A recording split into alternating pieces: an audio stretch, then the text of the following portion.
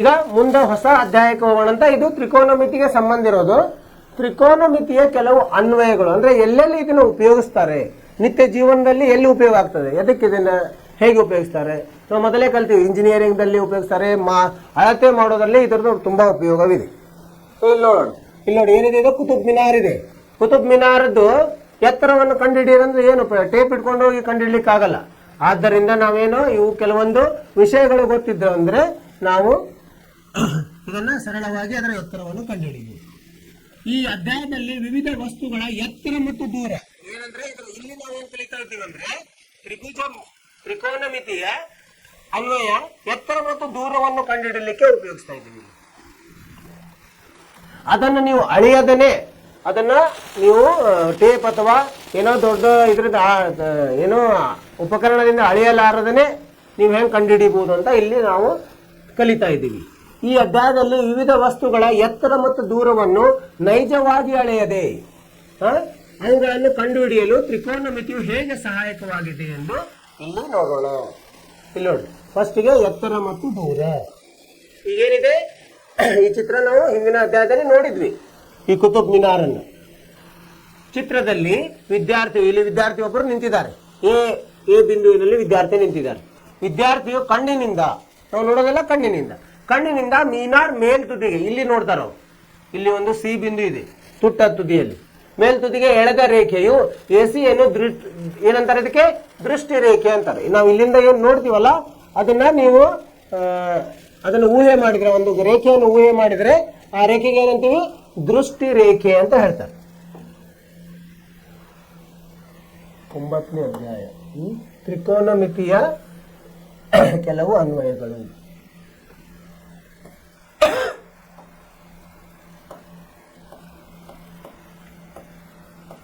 ತುಂಬಾ ಅನ್ವಯಗಳು ಇದೆ, ಅದರಲ್ಲಿ ನಾವು ಕಲಿತಿರೋದು 2 ಮಾತ್ರ ಇಲ್ಲಿ.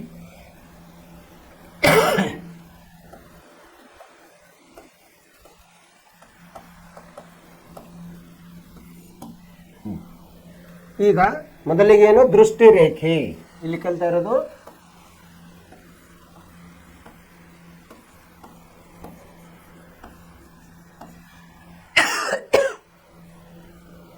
ಕಣ್ಣಿನಿಂದ ಅಲ್ಲಿರೋ ಬಿಂದುವನ್ನು ನೋಡೋದು, ಆ ರೇಖೆಗೆ ದೃಷ್ಟಿ ರೇಖೆ ಅಂತ ಹೇಳ್ತೀವಿ. ಇಲ್ಲಿದೆ ನೋಡಿ, ಇದು ದೃಷ್ಟಿ ರೇಖೆ. ಆಮೇಲೆ ವಿದ್ಯಾರ್ಥಿಯು ಮೀನಾರ್ ಮೇಲ್ತುನಿಂದ ನೋಡುತ್ತಿದ್ದಾನೆ, ಅಲ್ಲಿಂದ ನೋಡ್ತಾ ಇದ್ದಾನೆ. ಈಗ ಏನಾಯ್ತು, ವಿದ್ಯಾರ್ಥಿ ಅಲ್ಲಿ ಹೋದ್ರು. ದೃಷ್ಟಿ ರೇಖೆ ಮತ್ತು ಕ್ಷಿತಿಜ ರೇಖೆಯೊಡನೆ, ಇದಕ್ಕೇನಂತೀವಿ ನಾವು, ಕ್ಷಿತಿಜ ರೇಖೆ. ಕ್ಷಿತಿಜ ಅಂದ್ರೆ ಏನು, ಭೂಮಿ ಸಮಾಂತರವಾಗಿದ್ದಕ್ಕೆ ಕ್ಷಿತಿಜ ರೇಖೆ. ಇವೆಲ್ಲ ಹೊಸ ಶಬ್ದಗಳು. ಕ್ಷಿತಿಜ ರೇಖೆ,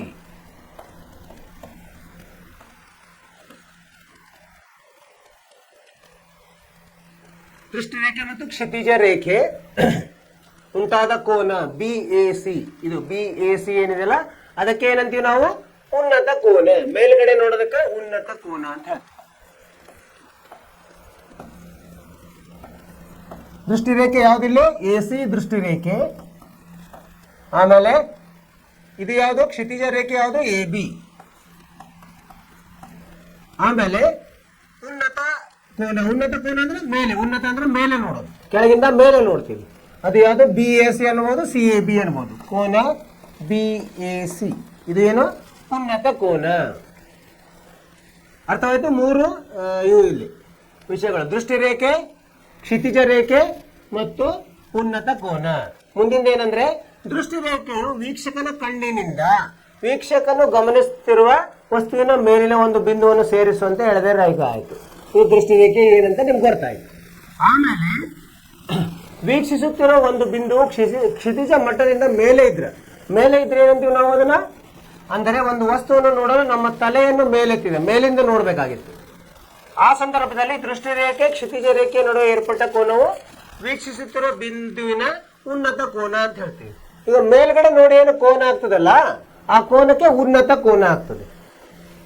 ಒಂದು ವೇಳೆ ಏನಾಗುತ್ತೆ, ಇಲ್ಲಿ ಕೆಳಗಡೆ ನೋಡ್ತಿದ್ರೆ, ಇಲ್ಲಿ ನೋಡಿ ಏನಾಗಿದೆ, ಕೆಲವು ಅನ್ವಯಗಳು ಏನಿದೆ, ಅನ್ವಯಗಳನ್ನು ನೋಡೋಣ.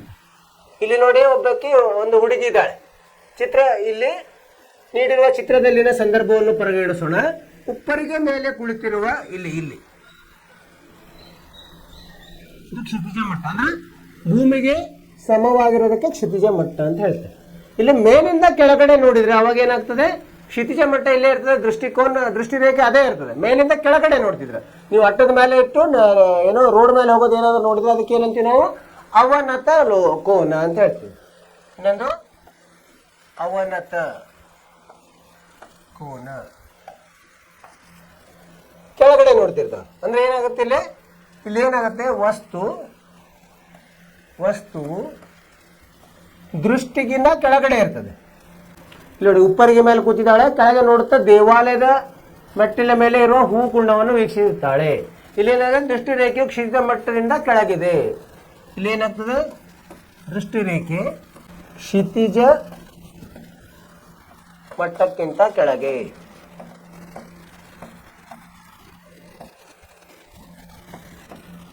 ಇಲ್ಲಿ ದೃಷ್ಟಿ ರೇಖೆ ಕ್ಷಿತಿಜ ಮಟ್ಟಕ್ಕಿಂತ ಮೇಲೆ. ಎರಡು ಸಂದರ್ಭಗಳು, ಒಂದು ಅವನತ ಕೋನ, ಒಂದು ಉನ್ನತ ಕೋನ. ಇವು ಲೆಕ್ಕದಲ್ಲಿ ಬರ್ತದೆ, ಅದಕ್ಕೆ ಇದೆ ತಿಳ್ಕೊಳ್ಳೋದು ನಾವು.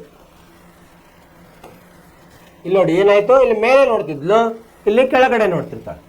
ಮೇಲೆ ನೋಡೋದಕ್ಕೆ ಉನ್ನತ ಕೋನ, ಕೆಳಗಡೆ ನೋಡ್ತಿದ್ರೆ ಅವನತ ಕೋನ. ಎಲ್ಲಾನು ಕೋನಗಳನ್ನು ಎಲ್ಲಿಗೆ ಅಳೆಯೋದು ನಾವು, ಕ್ಷಿತಿಜ ಮಟ್ಟಕ್ಕೆ ಅಳೆಯೋದು. ಅದೊಂದು ನಮಗೆ ಅರ್ಥವಾಗಬೇಕು.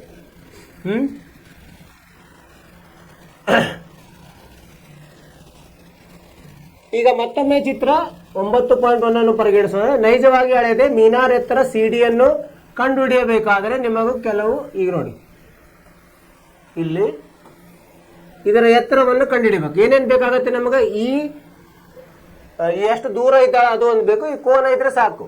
ಅದರಿಂದ ಈ ಎತ್ತರವನ್ನು ಕಂಡುಹಿಡಿ. ಹೇಗೆ ಅಂದ್ರೆ ನಾವು ಅನುಪಾತಗಳನ್ನು ಉಪಯೋಗಿಸಬಹುದು. ಅವಾಗ ಮೀನಾರ್ ಪಾದಿಂದ ವಿದ್ಯಾರ್ಥಿ ನಿಂತಿರುವ ಬಿಂದುವಿಗೆ ದೂರ DE ಆಗುತ್ತೆ ಅಲ್ವಾ, ಇಲ್ಲಿಂದ ಇಲ್ಲಿ DE ಅಥವಾ AB ಎರಡು ಒಂದೇ, DE. ಮತ್ತ ಮೀನಾರ್ ಮೇಲೆ ಉನ್ನತ ಕೋನ BAC, ವಿದ್ಯಾರ್ಥಿ ಎತ್ತರ AE. ಈಗ CD ಅಂದ್ರೆ ಪೂರ್ತಿ ನೆಲದಿಂದ ತಗೊಂಡಾಗ ಅದು ಎಷ್ಟಾಗುತ್ತೆ, CB ಸಂಕಲನ BD ಇಲ್ಲಿ AE ಆಗಿದೆ. ಆದ್ದರಿಂದ ನಾವು tan A ಅಂತ ತಗೋಬಹುದು. tan A ತಗೊಂಡ್ರೆ ಏನಾಗುತ್ತೆ ನೋಡಿ, ಇಲ್ಲಿ ಈ ಸಂದರ್ಭದಲ್ಲಿ tan A ಅಂದ್ರೆ ಏನು, tan A ಹೆಂಗ್ ಕಂಡುಹಿಡಿತೀವಿ ನಾವು, ಅಭಿಮುಖ ಬಾಹು ಭಾಗಲಬ್ಧ ಪಾರ್ಶ್ವಬಾಹು. ಅಭಿಮುಖ ಬಾಹು ಎಷ್ಟಿದೆ, ಎತ್ತರ, ಯಾವುದು ಮೀನಾರದ ಎತ್ತರ. ಪಾರ್ಶ್ವಬಾಹು ಈ ದೂರ, ಇದರಿಂದ ಯಾವುದು ಮೀನಾರದಿಂದ ಆ ವಿದ್ಯಾರ್ಥಿಯ ದೂರ. ಇವೆರಡು ಇದು ಒಂದು ಮತ್ತೆ ಈ ಕೋನ ಗೊತ್ತಿದ್ರೆ ಸಾಕು ನಮ್ಗೆ.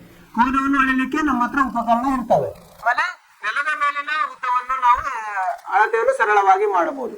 ಮೇಲೆ ಅಷ್ಟು ಎತ್ತರದ್ದು ಮಾಡೋಕಿಲ್ಲ, ಇದನ್ನ ಮಾಡೋದು ಒಳ್ಳೆಯದು. ಸೊ ಇವೆರಡು ಸಹಾಯದಿಂದ ನಾವು ಏನ್ ಮಾಡ್ಬೋದು, tan A ಸಮ ಏನು BC ಭಾಗಲಬ್ಧ AB ಅಂತ ಹೇಳ್ಬೋದು. ಈಗ ನಮಗೆ AB ಗೊತ್ತಿರ್ತದೆ, tan A ಈ ಕೋನ ಗೊತ್ತಿರ್ತದೆ. ಆದ್ದರಿಂದ BC ಹೆಂಗೆ ಕಂಡುಹಿಡ್ತೀವಿ ನಾವು, AB ಗುಣಲಬ್ಧ tan A ಮಾಡಿದ್ರೆ ಆಯ್ತು, ನಮಗೆ ಮೀನಾರದ ಎತ್ತರ ಸಿಕ್ಬಿಡ್ತದೆ. BC ಭಾಗಲಬ್ಧ AB ಅಥವಾ ಕಾಟೆ ಅಂದ್ರೆ ಅದನ್ನ ಉಲ್ಟಾ ಪಲ್ಟಾ ಮಾಡೋದು, ಯಾವುದರಿಂದನೂ ನಾವು ಕಂಡುಹಿಡಿಬಹುದು. ಸೊ ಈ ಅನ್ವಯದ ಉಪಯೋಗ ತಗೊಂಡು ನಾವು ಈ ಕೆಲವೊಂದು ಲೆಕ್ಕಗಳನ್ನು, ಇದೇನು ಅನುಪಾತದ ಉಪಯೋಗದಿಂದ ಕೆಲವೊಂದು ಅನ್ವಯಿಸಿ ಕೆಲವೊಂದು ಲೆಕ್ಕಗಳನ್ನು ಮಾಡ್ತೀವಿ. ಇದು ಏನು ನಾವು ನಿತ್ಯ ಜೀವನದಲ್ಲಿ ಉಪಯೋಗಿಸೋದು, ಹೆಂಗೆ ಉಪಯೋಗಿಸ್ತೀವಿ ಅಂತ ನೋಡೋದು. ಈಗ ಇದು ಅರ್ಥವಾಯ್ತಲ್ಲ ವಿದ್ಯಾರ್ಥಿಗಳು. ದೃಷ್ಟಿ ರೇಖೆ ಅಂದ್ರೆ ನಾವು ನೋಡೋದಕ್ಕೆ ದೃಷ್ಟಿ ರೇಖೆ ಅಂತೀವಿ. ಅದು ವಿಕರಣನೇ ಇರ್ತದೆ. ದೃಷ್ಟಿ ರೇಖೆ ಆ ಲಂಬಕೋನ ತ್ರಿಭುಜ ಮಾಡಿದ್ರೆ ಅದು ವಿಕರಣ ಇರ್ತದೆ. ದೃಷ್ಟಿ ರೇಖೆ ಕ್ಷಿತಿಜ ರೇಖೆ. ಕ್ಷಿತಿಜ ರೇಖೆ ಅಂದ್ರೆ ಏನು, ಭೂಮಿಗೆ ಸಮ ಆಗಿರೋದು, ಅದು ಪಾರ್ಶ್ವಭಾವ ಇರ್ತದೆ. ಉನ್ನತ ಕೋನ ಅಂದ್ರೆ ದೃಷ್ಟಿ ರೇಖೆ ಮತ್ತು ಕ್ಷಿತಿಜ ರೇಖೆಗೆ ಇರುವ ಕೋನ. ಅದು ಉನ್ನತ ಕೋನ ಏನು ಮೇಲೆ ನೋಡ್ತಿದ್ರೆ, ಅವನತ ಕೋನ ಏನು ಕೆಳಗಡೆ ನೋಡ್ತಿದ್ರು. ಅಷ್ಟು ತಿಳ್ಕೊಂಡ್ರೆ ಸಾಕು. ಈಗ ನೋಡ ಕೆಲವೊಂದು ಉದಾಹರಣೆಗಳನ್ನು ನೋಡಿದ್ರೆ ನಿಮ್ಗೆ ಅರ್ಥ ಆಗ್ತದೆ. ಉದಾಹರಣೆ 1 ಏನಿದೆ ಉದಾಹರಣೆ, ಇಲ್ಲಿ ಒಂದು ಗೋಪುರ ಇದೆ. ಒಂದು ಗೋಪುರವು ನೆಲದ ಮೇಲೆ ನೇರವಾಗಿ ನಿಂತಿದೆ. ಗೋಪುರದ ಪಾದದಿಂದ 15 ಮೀಟರ್ ದೂರದ ನೆಲದ ಮೇಲೆ ಒಂದು ಬಿಂದುವಿನಿಂದ ಗೋಪುರದ ಮೇಲ್ತುದಿಯ ಉನ್ನತ ಕೋನವು 60 ಡಿಗ್ರಿ ಆಗಿದೆ. ಅಂದ್ರೆ ಉನ್ನತ ಕೋನ, ಇಲ್ಲಿಂದ ಅಲ್ಲಿಗೆ ಕೋನ, ಸರಿನಾ? ಸೊ ಇದನ್ನ ನಾವು ತ್ರಿಭುಜ ರೂಪದಲ್ಲಿ ಬಿಡಿಸಿದ್ರೆ ಹೆಂಗೆ ಕಾಣಿಸ್ತದೆ ನೋಡೋಣ ಅಂತ. ಅವಾಗ ನಿಮಗೆ ತ್ರಿಕೋನಮಿತಿಯನ್ನು ಈ ಥರ ಕಾಣಿಸ್ತದೆ ಅಲ್ವಾ. ಇಲ್ಲಿ ಎ ಅಂತ ಇದನ್ನು ಗುರುತಿಸೋಣ ಅಂತ.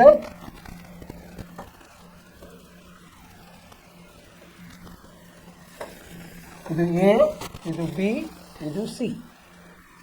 ಈಗೇನಂತ ಹೇಳಿದ್ದಾರೆ, ನೆಲದ ಮೇಲೆ ನೇರವಾಗಿ ನಿಂತಿದೆ, ಗೋಪುರದ ಪಾದದಿಂದ 15 ಮೀಟರ್ ದೂರದ ನೆಲದ ಮೇಲೆ, ಅಂದ್ರೆ ಇದ್ರದ್ದು 15 ಮೀಟರ್ ಇದೆ ಅಂತ ಹೇಳಿದ್ದಾರೆ. ಗೋಪುರದ ಎತ್ತರ ಇದು ಗೋಪುರದ ಎತ್ತರ. ಅವನತ ಕೋನ ಅಂದ್ರೆ ಏನಂತ ಉನ್ನತ ಕೋನ ಹೇಳಿದ್ದಾರೆ.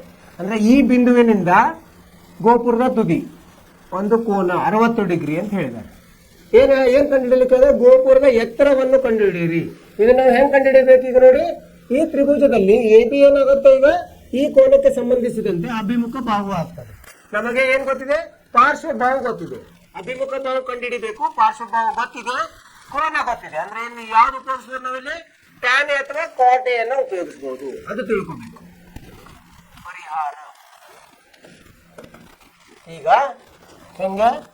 ಟ್ಯಾನ್ 60 ಸಮ ಏನು ಬರ್ತದೆ? ಎ ಬಿ ಭಾಗಲಬ್ಧ ಬಿ ಸಿ. ನಾವೇನು ಕಂಡುಹಿಡಿಬೇಕೀಗ? ಎ ಬಿ ಕಂಡುಹಿಡಿಬೇಕಾಗಿದೆ. ಎ ಬಿ ಸಮ ಬಿ ಸಿ ಗುಣಲಬ್ಧ ಟ್ಯಾನ್ 60. ಬಿ ಸಿ ಬೆಲೆ ಎಷ್ಟಿದೆ? 15 ಇದೆ. ಟ್ಯಾನ್ 60 ಹೇಗೆ ಕಂಡುಹಿಡಿತೀವಿ ನಾವು? ಟ್ಯಾನ್ 60 ಬೆಲೆ ಎಷ್ಟಿರ್ತದೆ? ವರ್ಗಮೂಲ 3 ಇರ್ತದೆ.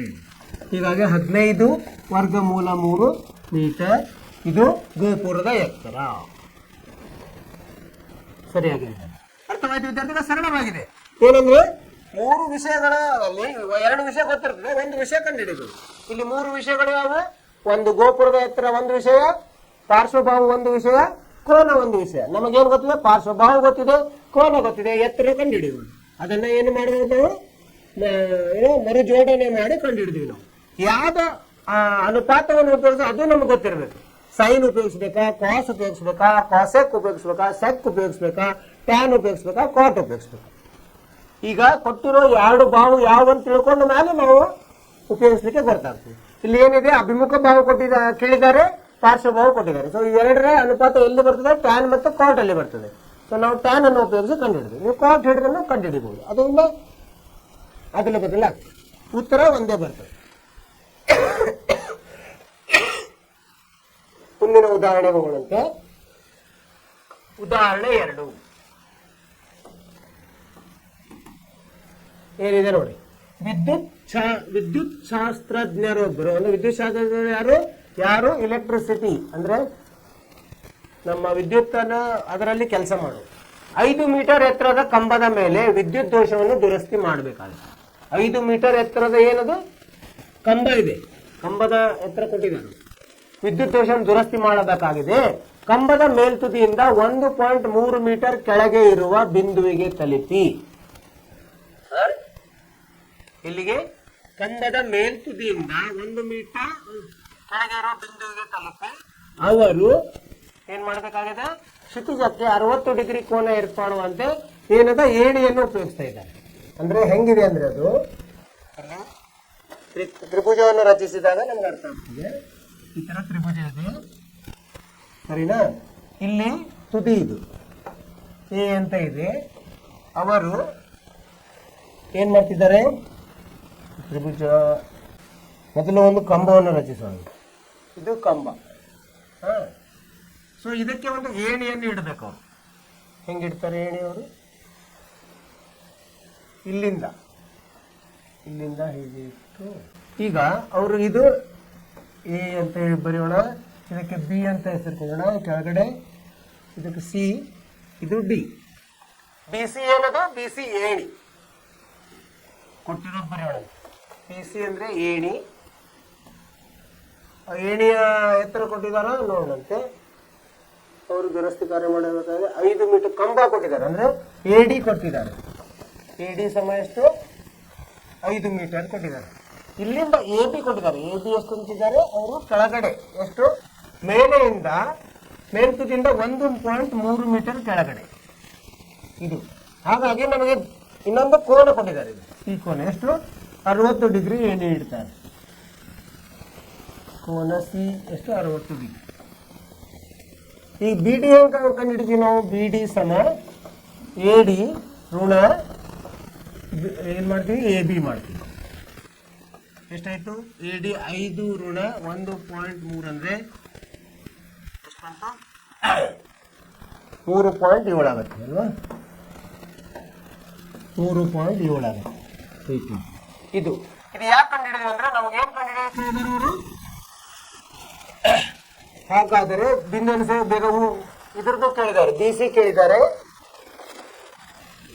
ಬಿ ಸಿ ಎಷ್ಟಂತ ಕೇಳಿದ್ದಾರೆ? B C. ಆಮೇಲೆ ಕಂಬದ ಪಾದಿಂದ ಎಷ್ಟು ದೂರದಲ್ಲಿ ಏಣಿಯ ಪಾದವಿರಬೇಕು? ಡಿ ಸಿ ಕೇಳಿದ್ದಾರೆ. ಬಿ ಸಿ ಹೆಂಗ್ ಬರ್ತದೆ? ಮೊದಲು ಡಿ ಸಿ ಕಂಡು ಹಿಡಿಬಹುದು ನಾವು, ಯಾಕಂದ್ರೆ ಮೊದಲು ಬಿ ಸಿ ಬಿ ಡಿ ಇಲ್ಲಿ ಕಂಡು ಹಿಡಿದ್ವಿ, ಸರಿನಾ? ಮೊದಲು ಡಿ ಸಿ ಅನ್ನು ಕಂಡು ಹಿಡಿಬಹುದು. ಹೆಂಗ್ ಕಂಡು ಹಿಡಿಬಹುದು ನಾವು?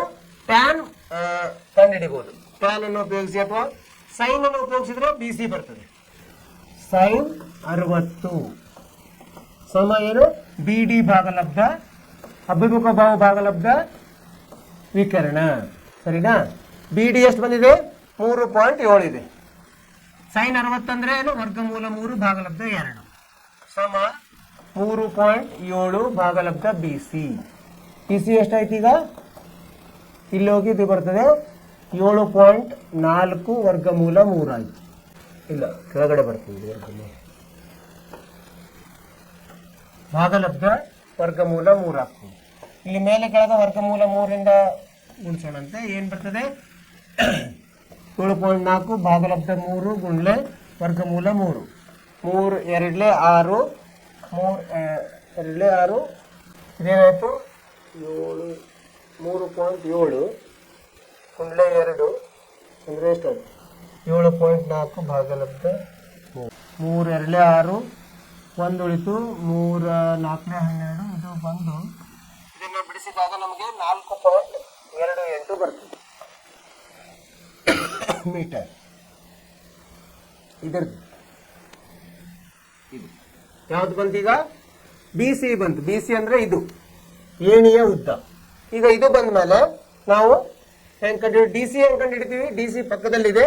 ಇದಕ್ಕೆ ನಾವು ಕಾಟ್ ಅಥವಾ ಟ್ಯಾನ್ ಅನ್ನು ಉಪಯೋಗಿಸ್ಬೋದು. ಟ್ಯಾನ್ 60 ಸಮ ಏನು? ಬಿ ಡಿ ಭಾಗಲಬ್ಧ ಡಿ ಸಿ. ಬಿ ಡಿ ಎಷ್ಟಿದೆ? ಬಿ ಡಿ ಇಲ್ಲಿ 3.7 ಇದೆ. ಭಾಗಲಬ್ಧ ಡಿ ಸಿ ಕಂಡು ಹಿಡಿಬೇಕು. ಅಂದರೆ ಡಿ ಸಿ ಸಮ 3.7 ಭಾಗಲಬ್ಧ ಟ್ಯಾನ್ 60 ಅಂದರೆ ವರ್ಗಮೂಲ 3. ಇದನ್ನು ಬಿಡಿಸಿದಾಗ 3.7 ವರ್ಗಮೂಲ 3 ಭಾಗಲಬ್ಧ 3. ಇದನ್ನು ನಾವು ವರ್ಗಮೂಲ 3ಲೇ ಗುಣಿಸೋದು. ಇದನ್ನು ನಾವು ಸಂಕ್ಷೇಪಿಸಿದಾಗ 2.14 ಮೀಟರ್ ಅಂತ ಬರ್ತದೆ. ಇದನ್ನ ಏನು ಮಾಡಬೇಕು? ವರ್ಗಮೂಲ 3 ಅಂದರೆ 1 ಅದರ ಬೆಲೆ 1.7. ಅದನ್ನು ನಾವು ಗುಣಾಕಾರ ಭಾಗಾಕಾರ ಮಾಡಿದ್ರೆ ನಮಗೆ ಇದು ಬರ್ತದೆ. ನೀವು ಮಾಡಬಹುದು ಮನೆಯಲ್ಲಿ. ಅದನ್ನು ಹೇಗೆ ಮಾಡಿದ್ರಿ? ಇದನ್ನು ಏನಂದ್ರೆ ಇದು ವಿಷಯವನ್ನು ತಿಳ್ಕೊಬಹುದು. ಇದು ಹೇಗೆ ಮಾಡಿದ್ವಿ ಅಂತ ಇಲ್ಲಿ ಏನು ಕೊಟ್ಟಿದ್ದಾರೆ? ಒಂದು ಕಂಬ ಇದೆ ಎ ಡಿ ಅಂತ. ಒಬ್ಬ ವಿದ್ಯುತ್ ರಿಪೇರಿ ಮಾಡೋರು ಒಂದು ಏಣಿಯನ್ನು ನಡೆಸ್ತಾರೆ. ಇಲ್ಲಿ ಈ ಬಿ ಇದರಲ್ಲಿ ಒಂದು ಏನು ಸಮಸ್ಯೆ ಇದೆ. ಇಲ್ಲಿ ಬಿ ತನ ಏಣಿ ಹಚ್ಚಿ ಅವರು ನಿಲ್ಲಕ್ಕೆ ಎ ಅಲ್ಲಿ ರಿಪೇರಿ ಮಾಡ್ಲಿಕ್ಕೆ ಹತ್ರ ಆಗ್ತದೆ. ಬಿ ತನ ಹಚ್ಚಿದ್ರು. ಇಲ್ಲಿ ಅದರ ಏನ್ ಕೊಟ್ಟಿದ್ದಾರೆ ಅವರು? ಎಡಿಯ ಉದ್ದ ಕೊಟ್ಟಿದ್ದಾರೆ. ಎಲ್ಲಿಗೆ ಅವರು ಅದನ್ನ ಏಣಿ ಹಚ್ಚಿದ್ರು ಅಂದ್ರೆ 1.3 ಮೀಟರ್ ಕೆಳಗಡೆ, ಅಂದ್ರೆ ಇದು 1.3 ಮೀಟರ್ ಅಂತ ಕೊಟ್ಟಿದ್ರು. ಆ ನಂತರ ನಮಗೆ ಬಿ ಡಿ ಕಂಡು ಹಿಡಿಲಿಕ್ಕೆ ಬಂತು. ಈ ತ್ರಿಭುಜವನ್ನು ನೋಡಿದಾಗ ನಮಗೆ ಸೈನ್ ಮತ್ತು ಟ್ಯಾನ್ ಅನುಪಾತಗಳಿಂದ ಈಗ ಏಣಿಯ ಉದ್ದ ಮತ್ತು ನೆಲದಿಂದ ಏಣಿಯ ನಡುವಿನ ದೂರವನ್ನು ಕಂಡುಹಿಡಲಿಕ್ಕಾಯ್ತು. ಈಗ ಹೇಗೆ ಇದರ ಅನ್ವಯ ನಮಗೆ ಅರ್ಥವಾಯಿತು. ತಿಳಿದು ವಿದ್ಯಾರ್ಥಿಗಳ ಉದಾಹರಣೆ ಮುಂದ್ಗಡೆ ಹೋಗೋಣಂತೆ. ಉದಾಹರಣೆ 3 ಏನಿದೆ? 1.5 ಮೀಟರ್ ಎತ್ತರವಿರುವ ವೀಕ್ಷಕರೊಬ್ಬರು, ಅಂದ್ರೆ ಅವರ ಎತ್ತರ ಇಲ್ಲಿಗಾರ ನೋಡಿ, ಒಬ್ಬರು ಚಿಮಣಿಯಿಂದ 20 ಚಿಮಣಿ ಅಂದ್ರೆ ಏನು? ಹೊಗೆ ಹೋಗುವ ಒಂದು ಉದ್ದನೆ ಕಂಬ ಇರ್ತದೆ ಚಿಮಣಿ. ಅದರ ಉದ್ದ ಎಷ್ಟು ಕೊಟ್ಟಿದ್ದಾರೆ? 28.5 ಮೀಟರ್ ದೂರದಲ್ಲಿದ್ದಾರೆ. ಅದರಿಂದ ದೂರ ಇದ್ದಾರೆ ಅವರು, 28.5 ಮೀಟರ್ ದೂರದಲ್ಲಿದ್ದಾರೆ. ಚಿಮಣಿಯ ಮೇಲ್ತುದಿಯಿಂದ ಅವರ ಕಣ್ಣಿನಿಂದ ಉಂಟಾದ ಉನ್ನತ ಕೋನವು 45 ಡಿಗ್ರಿ ಇದೆ. ಹಾಗಾದರೆ ಚಿಮಣಿಯ ಎತ್ತರವೇನು? ಚಿಮಣಿಯ ಎತ್ತರವೇನು ಕೇಳಿದ್ದಾರೆ. ಹೆಂಗ್ ಮಾಡೋದು? ಇಲ್ಲಿ ನೋಡಿ, ಏನ್ ಮಾಡ್ಬೇಕು ನಾವೀಗ? ಈಗ ಎ ಬಿ ಅನ್ನ ಚಿಮಣಿಯ ಎತ್ತರ ಎಲ್ಲಿಂದ ನೆಲದಿಂದ ಇರ್ತದೆ ಎ ಬಿ. ಸಿ ಡಿ ವೀಕ್ಷಕ, ಇಲ್ಲಿ ನೋಡುತ್ತಿರೋನು ಸಿ ಡಿ ಇರಲಿ ಅವ. ಈಗ ಏನು ಕೋನ ಎ ಡಿ ಈ ಡಿ ಅಲ್ಲಿ ಅದನ್ನು ಅವ್ರು ಕಣ್ಣಿನಿಂದ ನೋಡ್ತಾರೆ. ಇಲ್ಲಿ 45 ಡಿಗ್ರಿ ಉನ್ನತ ಕೋನ 45 ಡಿಗ್ರಿ ಕೊಟ್ಟಿದ್ದಾರೆ. ಈ ಅಲ್ಲಿ 90 ಡಿಗ್ರಿ ಆಗಿರಲಿ. ಈ ಚಿಮಣಿ ಎತ್ತರ ಹೆಂಗಿದೆ? ಚಿಮಣಿ ಎತ್ತರ ಪೂರ್ತಿ ಇದೆ. ನಮಗೆ ಇಲ್ಲಿ ಎ ಇ ಅದನ್ನು ಎ ಬಿ ಅನ್ನು ಹೇಗೆ ಬರೀಬೋದು ನಾವು? ಎ ಇ ಸಂಕಲನ ಬಿ. ಎ ಇ ಗೊತ್ತಿಲ್ಲ, ಬಿ ಇದು ಗೊತ್ತಿದೆ ಅವರ ಎತ್ತರ. ಬಿ ಅಂದರೆ ಡಿ ಸಿ ಡಿ ಇದ್ದಂಗೆ. ಅದು ಏನಿದೆ ಒಂದಕ್ಕೊಂದು ಸಮಾಂತರವಾಗಿರೋದ್ರಿಂದ ಬಿ ಸಮ ಸಿ ಡಿ ಇರ್ತದೆ. ಸೊ ಇಲ್ಲಿ ಡಿ ಬೆಲೆ ಎಷ್ಟಾಯಿತು? ಎ ಇ ಸಂಕಲನ 1.5. ಆಮೇಲೆ ಎಷ್ಟು ದೂರ ಇದೆ ಅಂತ ಕೊಟ್ಟಿದ್ದಾರೆ ಅವರು ಡಿ ಇ. ಬಿ ಸಿ ಬೆಲೆ ಸಿ ಡಿ ಬೆಲೆ ಒಂದೇ ಇರ್ತದೆ 28.5 ಮೀಟರ್. ಅದನ್ನು ಬರ್ಕೊಂಡ್ವಿ ನಾವು. ಈಗ tan 45 ಮಾಡಿದಾಗ ಅಭಿಮುಖ ಬಾಹು ಯಾವುದು? ಎ ಇ ಭಾಗಲಬ್ಧ ಇ ಡಿ ಆಗುತ್ತೆ. ಎ ಇ ಭಾಗಲಬ್ಧ ಇ ಡಿ ಅಥವಾ ಡಿ. ಎ ಇ ಗೊತ್ತಿಲ್ಲ, ಕಂಡುಹಿಡಿಬೇಕು. ಡಿ ಬೆಲೆ ಎಷ್ಟಿದೆ? 28.5 ಇದೆ. tan 45 ಅಂದ್ರೆ ನಿರ್ದಿಷ್ಟ ಕೋನಗಳ tan 45 ಬೆಲೆ 1. ಅದನ್ನು ನೋಡಿದಾಗ ಎ ಇ ಬೆಲೆ ಎಷ್ಟು ಬಂತು? 28.5 ಬಂತು. ನಮಗೆ ಗೋಪುರದ ಎತ್ತರ ಬೇಕು. ಗೋಪುರದ ಎತ್ತರ ಅಂದ್ರೆ ಅವರು ಏನಿದೆ ಇಲ್ಲಿ ನಿಂತು ನೋಡ್ತಾ ಇದ್ದಾರೆ, ಕಣ್ಣಿನ ಅಂತರ. ಅದು ಕೆಳಗಡೆ ಕೂಡಿಸ್ಬೇಕಾಗ್ತದೆ 1.5 ಮೀಟರ್. ಸೊ 28 ಸಂಕಲನ 1.5 ಮೀಟರ್ ಕೂಡಿಸಿದ್ರೆ 30 ಮೀಟರ್ ಬರ್ತದೆ. ಈ ತರ ನಾವು ಲೆಕ್ಕಗಳನ್ನು ಮಾಡಬೇಕು. ಇದರ ತ್ರಿಕೋನ ಮಿತಿಯನ್ನು ಉಪಯೋಗಿಸಿ ಅದರ ಅನ್ವಯಗಳು, ಎತ್ತರ, ಉದ್ದ ಇವನ್ನ ನಾವು ಕಂಡುಹಿಡಿಯಬಹುದು. ಈಗೇನಾಯ್ತು? 3 ಉದಾಹರಣೆಗಳನ್ನು ನೋಡಿದ್ವಿ. ಮುಂದೆ ಇನ್ನೂ ಕೆಲವೊಂದು ಉದಾಹರಣೆಗಳಿದೆ, ಮುಂದಿನ ತರಗತಿಯಲ್ಲಿ ನೋಡೋಣಂತೆ. ಆಮೇಲೆ ಲೆಕ್ಕವನ್ನು ಮಾಡ್ಬೋದು ನಾವು. ಇನ್ನು 3-4 ಉದಾಹರಣೆಗಳಿವೆ, ಮುಂದಿನ ತರಗತಿಯಲ್ಲಿ ನೋಡೋಣ. ಇನ್ನು 4 ಉದಾಹರಣೆಗಳಿವೆ. ನೀವೇನು ಮಾಡಬೇಕು? ಮನೆಯಲ್ಲಿ ಆ ಉದಾಹರಣೆಗಳನ್ನು ನೀವು ಬಿಡಿಸ್ರಿ. ಎಲ್ಲ ಉದಾಹರಣೆಗಳು 9 ಉದಾಹರಣೆಗಳಿವೆ, 7 ಉದಾಹರಣೆಗಳು. ನಾ ಈಗ 3 ಹೇಳಿಕೊಟ್ಟೆ, ಇನ್ನು 4 ನೀವು ಮನೆಯಲ್ಲಿ ಮಾಡಬೇಕು. 3 ಮತ್ತು 4 7 ಮಾಡಿ. ಅಂದ್ರೆ ನಿಮಗೆ ಮುಂದೆ ಅಭ್ಯಾಸ ಮಾಡಲಿಕ್ಕೆ ಸರಳ ಆಗ್ತದೆ. ಇಷ್ಟು ಹೇಳ್ತಾ ಇವತ್ತಿನ ತರಗತಿಯನ್ನು ಮುಗಿಸ್ತಾ ಇದ್ದೀರಿ. ನಿಮಗೆ ಹೇಳಿದ್ದೆಲ್ಲ ಅರ್ಥವಾಯ್ತು ಅಂತ ತಿಳ್ಕೊಂಡಿದ್ದು ವಿದ್ಯಾರ್ಥಿಗಳೇ.